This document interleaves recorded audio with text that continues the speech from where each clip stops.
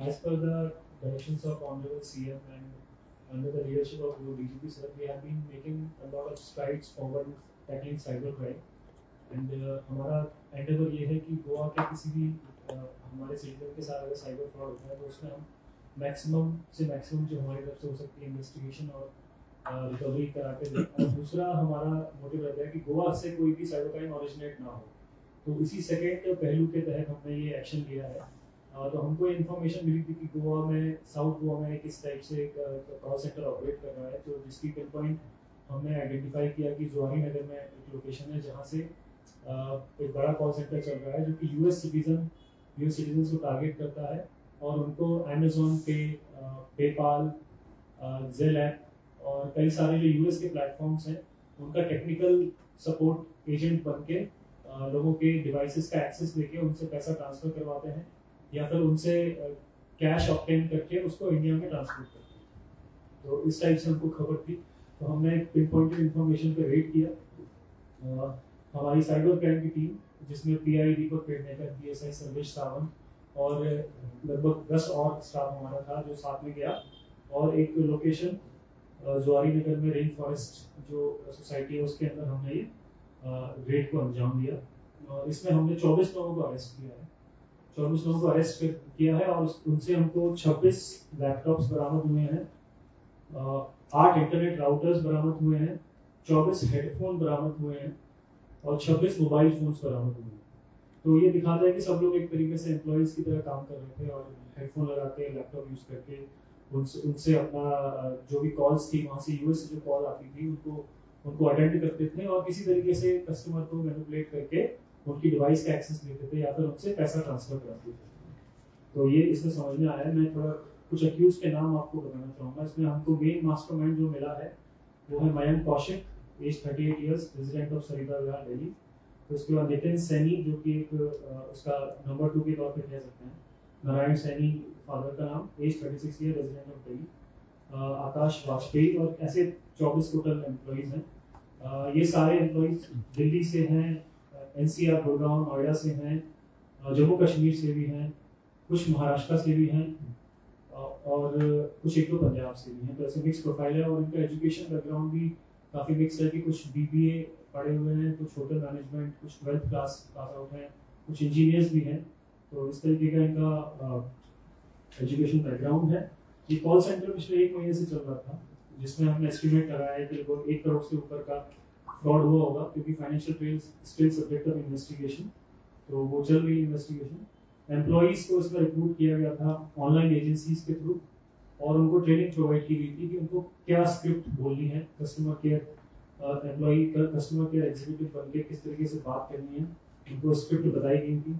उनकी monthly salary 35 से 40 हज़ार के बीच में थी और इन्होंने अमेज़न, पेपाल, एप्पल, जेल पे, एप्पल पे और कई सारी जो यूएस की लोन एजेंसी और गवर्नमेंट एजेंसीज थी उनका कस्टमर के एम्प्लॉय बन के इम्पर्सोनेट किया और यूएस सिटीजन्स को टारगेट किया। हमने इसमें एफआईआर रजिस्टर की है, FIR 53/2024 under section 3184, 3192 read with section 3(5) of BNS and 66D of IPA। Sir जिसको आपने अरेस्ट किया वो एम्प्लॉइज है, तो ओनर कौन है?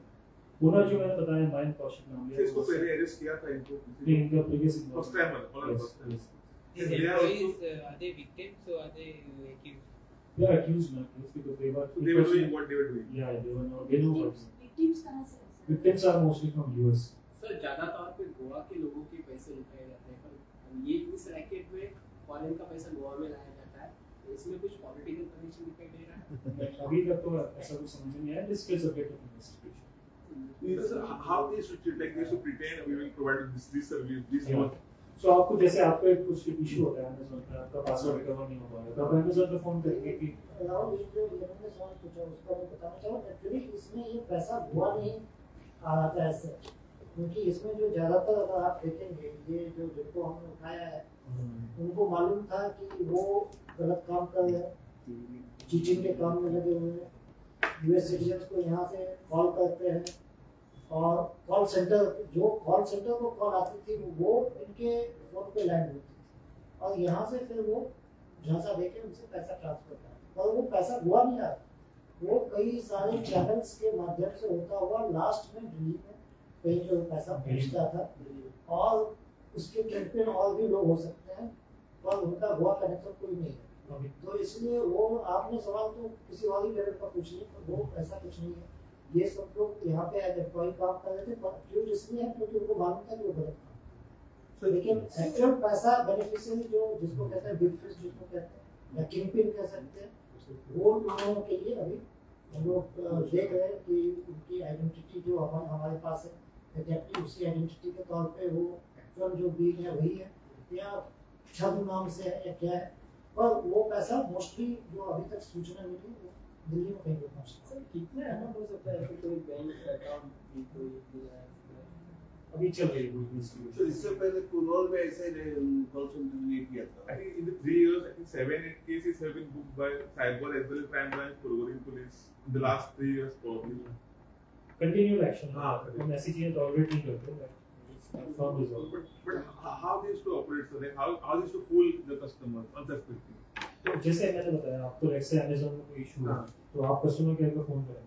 अब कस्टमर केयर को फोन करने के लिए आपको लगेगा कि आप इंडिया के कस्टमर केयर एम्प्लॉय से बात कर रहे हैं, लेकिन हो सकता है वो कॉल को इस तरीके से डाइवर्ट किया गया है कि वो कहीं और लैंड कर रही है। तो वहाँ पे फिर आप सोशल मैनिपुलेशन के तरीके लगा के कि आपका प्रॉब्लली अकाउंट हैक हुआ है, मेरे को एक बार आपकी हिस्ट्री देखनी पड़ेगी, आप प्लीज़ मुझे अपने अकाउंट का एक्सेस दे दीजिए, या फिर एक कुछ ऐप डाउनलोड करवा के जिससे कि रिमोटली हम उसको कंट्रोल कर सकते हैं डिवाइस को, या फिर कोई सॉफ्ट मालिशियस हमने कोई ऐप भेज दी जिससे कि डिवाइस पूरी हैक हो गई और पैसा ट्रांसफर हो गया। कई सारे मोडस ऑपरेंडी है।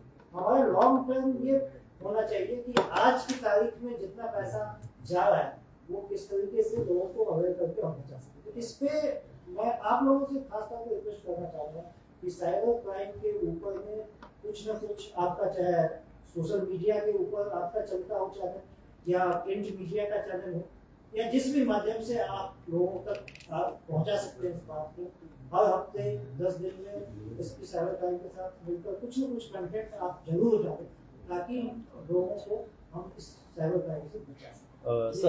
सर ऐसे फ्रॉड केसेस में और कोई लोग फंसे ना, इसके लिए क्या लोगों ने, जनता ने प्रिकॉशन लेनी चाहिए, यानी शॉर्ट बेस में किस तरह से? इसमें एक्चुअली बहुत सारी चीजें हैं, वो अलग अलग तरीके से चीज करते हैं, तो लोगों को मालूम होना चाहिए कि इस तरह की अगर कोई इनको अप्रोच करता है तो ये कोई ना कोई फ्रॉड है। ही इज नॉट लाइक, बहुत बार बैंक से कहते हैं कि भाई आप अपना ओटीपी बता दो, आपका ये अकाउंट जो है ना ये ब्लॉक हो गया है, आपको एक ओटीपी जाएगा, ये ओटीपी आप बताएंगे तो आपका अकाउंट खुल जाएगा, और जैसे ही आपने ओटीपी बताया आपका पैसा चला गया।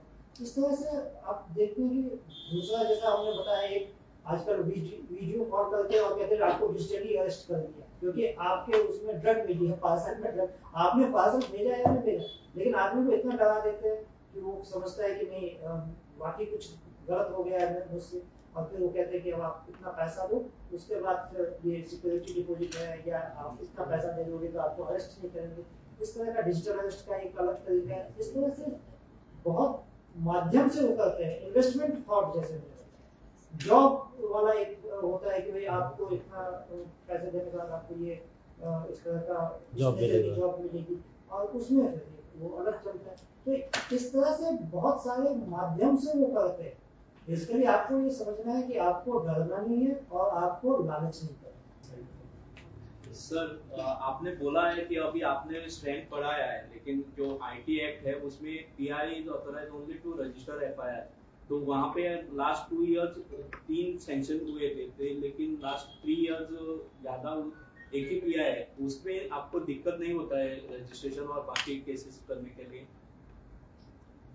ये साइबर क्राइम को फाइट करने के लिए जो इन्वेस्टिगेशन फॉर्म करेगा वो केवल एक छोटा हिस्सा है, वो उसके लिए भी हम लोग प्रयास कर रहे हैं कि कैसे नहीं कभी दिक्कत आ सकती है कि हाँ, वो मैं आपकी बात जायज समझता हूँ, आप जो कह रहे हैं, पर हम आने वाले दिनों में इनको पीआईएसपी देंगे। सर जैसे बोला ना स्ट्रेंथन, अभी हमारे पीएसआई पहले 3 थे, अभी हमारे पास 7 के लगभग पीएसआई हर रैंक में, क्योंकि बहुत सारा काम होता है तो हर रैंक में आदमी चाहिए।